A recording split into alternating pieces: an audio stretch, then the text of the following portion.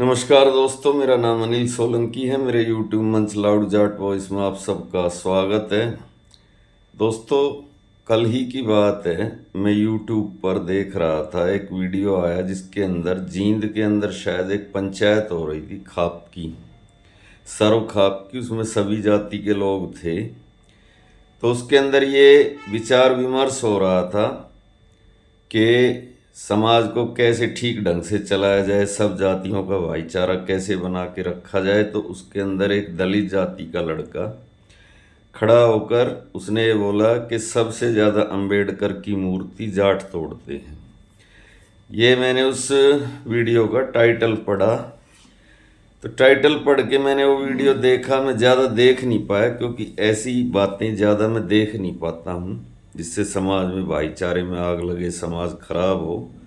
बस मैंने वो 1-1.5 मिनट देखा, उसके बाद मैंने वो वीडियो हटा दिया। तो खैर, ऐसे आदमी जो होते हैं जो इस किस्म की भड़काऊ बातें करते हैं, वो लोग किसी राजनीतिक दल के या किसी विचारधारा के पैरोल पर होते हैं।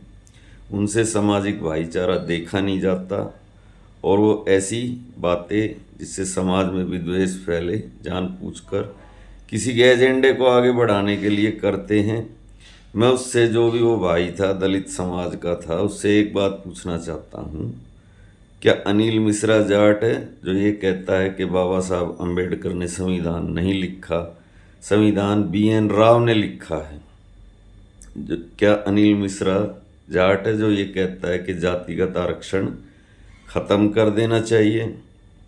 क्या मनोहर लाल खट्टर जाट है जिसने अभी अभी रिसेंटली ये बयान दिया है कि अम्बेडकर को संविधान लिखने का श्रेय खामखा दे दिया गया? संविधान लिखने वाली तो पूरी एक संविधान सभा थी, एक ड्राफ्टिंग कमेटी थी।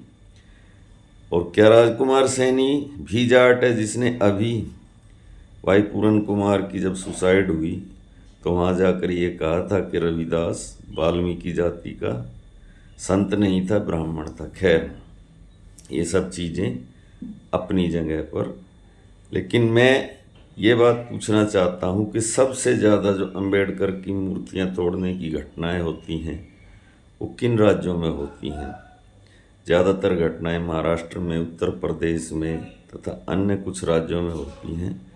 हरियाणा के अंदर कोई एकाध गिनी चुनी घटना अगर ऐसी हुई हो तो हुई हो मेरी नज़रों में। उसके अंदर एक समाज का नाम लेना ऐसे एक मंच पर, एक पंचायत के मंच पर, ये क्या दर्शाता है? ये दर्शाता है कि कुछ लोगों को समाज का भाईचारा सुहाता नहीं है। क्योंकि कमेरे, किसान और कमेरे की तो कोई दुश्मनी की वजह ही नहीं होनी चाहिए, कोई इशू ही नहीं होना चाहिए। कमेरे और लुटेरे के बीच में तो इशू हो सकता है, क्योंकि कमेरा जो कमाता है लुटेरा उसको लूटता है। लेकिन किसान और कमेरा तो दोनों एक साथ जुड़े हुए लोग हैं, उनके बीच में तो किसी किस्म का झगड़ा होना ही नहीं चाहिए। लेकिन कुछ राजनीतिक दल, कुछ विचारधाराएं पीछे से इन चीज़ों को स्पॉन्सर करती हैं झगड़ा करवाने के लिए। तो जो खाप की बात जो हो रही थी, जो वहाँ पर पंचायत हो रही थी, पहले तो मैं इस खाप के बारे में थोड़ा डिफाइन कर देता हूँ। कुछ लोग ये आरोप लगा देते हैं कि ये खाप तालिबानी खाप है, ये एक जाति विशेष की खाप है और इनके निर्णय एक तरफा होते हैं। उन लोगों को मैं एक बात बता देता हूँ कि हमारे देश में जो लोकतंत्र आया था वो तो आया था देश आज़ाद होने के बाद। 1947 में देश आज़ाद हुआ, 1950 में संविधान लागू हुआ, 1951-52 में पहला चुनाव हुआ और एक चुनी हुई सरकार बनी। लेकिन जो खाप है हरियाणा की, वो खाप तो डेमोक्रेटिक सेटअप उनमें बहुत पहले से लागू हो गया था। ये थानेसर के राजा हर्षवर्धन विर्क के टाइम पर ये खाप बनी थी और तब से ये डेमोक्रेटिक सेटअप से चल रही हैं। इनके अंदर एक खाप का प्रमुख अगर स्वर्ग सिधार जाता है या सही काम नहीं करता तो खाप तुरंत प्रभाव से पंचायत बुलाकर उसको हटाएंगी, उसकी जगह दूसरा चुना जाएगा और सारे निर्णय सर्वसम्मति से लिए जाते हैं समाज की भलाई के लिए, कि समाज को कैसे चलाया जाए, समाज का क्या सिस्टम होना चाहिए। इसके अलावा ये खाप जो हैं उस जमाने में जब RWA जो आज शहरों में होती है, रेजिडेंस वेलफेयर एसोसिएशन नाम की कोई चीज़ इस दुनिया में नहीं थी, तभी RWA का रोल प्ले करती थी। ग्रामीण समाज के कुछ नियम इन्होंने बनाए थे कि एक गोत्र में शादी गलत है, एक गांव में शादी गलत है, एक गांव का लड़का लड़की बहन भाई होते हैं, एट्सेट्रा। इसके अलावा ये खाप पंचायत युद्ध काल में मिलिशिया का भी काम करती थी, प्राइवेट आर्मी का। पूरा आप इतिहास उठा के देखिए, जब हमारे देश में इस्लामिक शासन आया तो सबसे पहले जो कुतुबुद्दीन ऐबक था उसके साथ लड़ाई करी थी किसने? जाटवान मलिक खाप का जो प्रमुख था उसने झांसी का किला घेर लिया था। इसके अलावा औरंगजेब के साथ जब औरंगजेब ने जजिया टैक्स लगाया ब्रज के किसानों पर, तो उसके खिलाफ भी खाप ने युद्ध किया था, तिलपतगढ़ी के सरदार गोकुला ने। जब तैमूर लंग ने भारत पर हमला किया उसके खिलाफ भी खाप ही लड़ी थी, जोगराज गुर्जर, हरबीर गोलिया और धूड़ा वाल्मीकि के नेतृत्व में। तो पूरा एक इतिहास है। पृथ्वीराज चौहान ने भी खापों से ही मदद मांगी थी जब मोहम्मद गौरी के खिलाफ युद्ध हुआ। और जहाँ तक ग्रामीण जीवन की बातें हैं, सभी जातियाँ एक दूसरे से जुड़ी हुई हैं। एक का काम दूसरे के बगैर नहीं चलता, दूसरे का तीसरे के बगैर नहीं चलता। ये जो जातिवाद की बातें हैं ये तो बनाई गई बातें हैं। मैं आपको एक पुराना किस्सा सुनाता हूँ। बिहार के एक बहुत ही कद्दावर नेता हुए कर्पूरी ठाकुर जाति से वो नाई थे। तो वो चुनाव लड़ रहे थे बिहार में, मुख्यमंत्री भी बने और चौधरी चरण सिंह की पार्टी से मुख्यमंत्री बने। तो उन्होंने जब वो बिहार में चुनाव लड़ रहे थे तो उनके सामने यादव उम्मीदवार खड़ा था और उस क्षेत्र में बहुत सारे यादव, मतलब यादव बहुल वो क्षेत्र था। तो कर्पूरी ठाकुर ने चौधरी चरण सिंह को कहा कि आप आइए, मैं इस यादव के सामने नहीं टिक पाऊंगा क्योंकि मेरी जाति की संख्या बहुत कम है। तो चौधरी चरण सिंह ने बिहार में जाकर चुनाव प्रचार किया और उन्होंने कहा था कि मुझसे बड़ा यादव कौन है।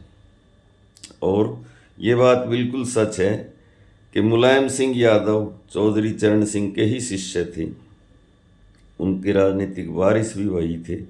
और मुलायम सिंह यादव के उभरने से पहले पूर्वी उत्तर प्रदेश के जो यादव हैं, एटा इटावा मैनपुरी के जो यादव हैं, आजमगढ़ के जो यादव हैं, वो चौधरी चरण सिंह को ही अपना नेता मानते थे। नोएडा के गुर्जर मायावती को अपना नेता मानते हैं। बिहार के अंदर भूमिहार रामविलास पासवान को अपना नेता मानते थे। तो कहाँ पर लड़ाई झगड़ा है जात पात का? लड़ाई झगड़ा पैदा किया जाता है जात पात का। खाम खा के बेमतलब के मुद्दे बनाए जाते हैं, खाम खा के इशू बनाए जाते हैं। हरियाणा के अंदर एक वकील है रजत कलसन, जो कुख्यात है जाट जाति के ऊपर झूठे SC ST के मुकदमे लगाने के लिए। जींद जिले में एक बुढ़ाना गांव, उस बुढ़ाना गांव में जाट जाति की एक बुजुर्ग महिला का रेप हुआ, हत्या हुई। पुलिस ने उस केस के अंदर गांव के ही 2 दलित लड़कों को गिरफ्तार किया। अब इसका फैसला तो अदालत को करना था कि वो लड़के कसूरवार हैं या बेकसूर हैं। रजत कलसन ने तुरंत अपनी जात की पंचायत बुलाकर उन लड़कों को निर्दोष साबित कर दिया और जाटों के खिलाफ जहर उगलने लगा। इसके अलावा कोई गणेश वाल्मीकि नाम का लड़का था जो पुलिस कस्टडी के अंदर, मतलब हिरासत से भागा, छत से गिरा, उसकी मृत्यु हुई। उस केस को भी जाट वर्सेस वाल्मीकि का रंग दिया गया। तो ये कौन लोग हैं जो हरियाणा के अंदर दलित वर्सेस जाट करके अपनी राजनीति चमकाना चाहते हैं? इसके अंदर कुछ दलित समाज के एक्टिविस्ट हैं जो सरकार के पैरोल पर हैं और कुछ हमारे जाट समाज के भी एक्टिविस्ट हैं जो एक तरफा बात नहीं है, दोनों तरफ से ऐसी बातें की जाती हैं जिससे ये मामला कभी ठंडा ना पड़े और ये आग कभी ठंडी ना पड़े, हमेशा जलती रहे, लगातार समाज में बंटवारा होता रहे और भारतीय जनता पार्टी को चुनाव दर चुनाव सफलता मिलती रहे। उसका सबसे बड़ा सबूत ये है कि खुद भारतीय जनता पार्टी के विधायक राम कुमार गौतम ने खुले मन से भारतीय जनता पार्टी की सरकार पर भ्रष्ट होने का आरोप लगाया है। वो वीडियो वायरल आप सबने देखा होगा।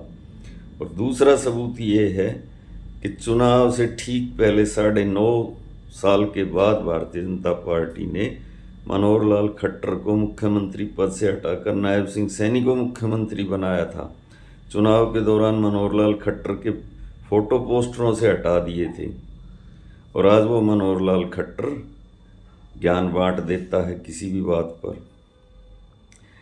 तो ये सारी जो सरकार की विफलताएं हैं, नायब सिंह सैनी सरकार भी कोई बहुत अच्छी सरकार नहीं चल रही है। मनोहर लाल खट्टर ने तो 9.5 साल के अंदर बिल्कुल नॉन परफॉर्मिंग गवर्नमेंट चलाई। इन सारी चीज़ों से ध्यान हटाने के लिए, ध्यान बटाने के लिए इस किस्म की बातें कुछ लोगों के द्वारा कहलवाई जाती हैं, जिससे सरकार की विफलताओं पर ध्यान ना जाए। तथा जाटों और दलितों को लड़ाने का तो हरियाणा के अंदर बाकायदा एक प्रोजेक्ट चला हुआ है। इसके अंदर कुछ दलित समाज के एक्टिविस्ट पैदा कर रखे हैं और इधर से कुछ जाट समाज के एक्टिविस्ट पैदा कर रखे हैं, जिनको चाबी भरी जाती है। इस किस्म के भड़काऊ बयान आप लोग दें जिससे समाज के अंदर तनाव बना रहे। उन बातों का जिक्र नहीं करेंगे।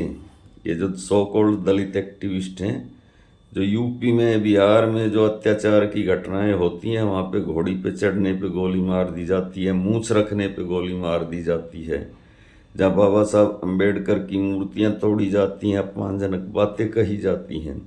हरियाणा में आज तक ऐसी कोई घटना नहीं हुई, लेकिन छोटी मोटी बातों को भी बहुत बड़ा दिखाकर समाज के अंदर जहर घोला जाता है।